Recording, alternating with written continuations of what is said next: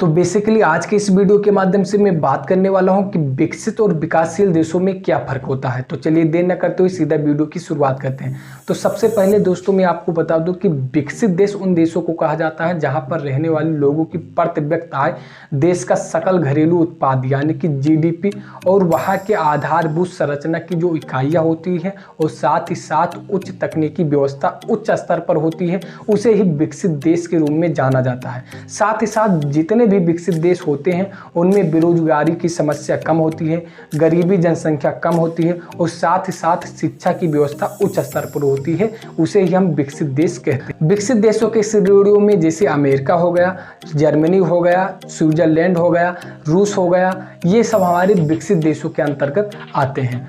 वहीं विकासशील देश उन देशों को कहते हैं जो विकास के पथ पर होते हैं। वो एक दिन आगे चलकर विकसित हो सकते हैं लेकिन अभी वो विकास कर रहे होते हैं, इसीलिए हम उसे विकसित देश ना कहकर विकासशील देश कहते हैं। अब जो विकासशील देश होता है वहाँ पर गरीबी स्तर जो होती है वो उच्च स्तर पर होती है, साथ ही साथ में शिक्षा व्यवस्था ज़्यादा मजबूत नहीं होती है और बेरोजगारी तो दिन प्रतिदिन वहाँ पर बनती ही रहती है। और साथ ही साथ मैं आपको बता दूं कि यहाँ के जो आधारभूत संरचना के विकास की इकाइयाँ होती है वो निम्न स्तर पर होती है और साथ ही साथ जीडीपी भी बहुत ही कम होती है विकसित देशों की अपेक्षा। तो उन देशों को विकासशील देशों की श्रेणियों में रखा गया है। अब विकासशील देशों के श्रेणियों में जैसे चाइना हो गया, दक्षिण अफ्रीका हो गया। हालांकि भारत भी विकासशील देशों के श्रेणियों में था लेकिन वर्ल्ड बैंक ने भारत से विकासशील होने का जो दर्जा मिला था वो हटा दिया है। अब भारत भी अपने पड़ोसी देशों की तरह जैसे पाकिस्तान है, श्रीलंका है, ग्वाटेमाला है, इसकी तरह लोअर मिडिल इनकम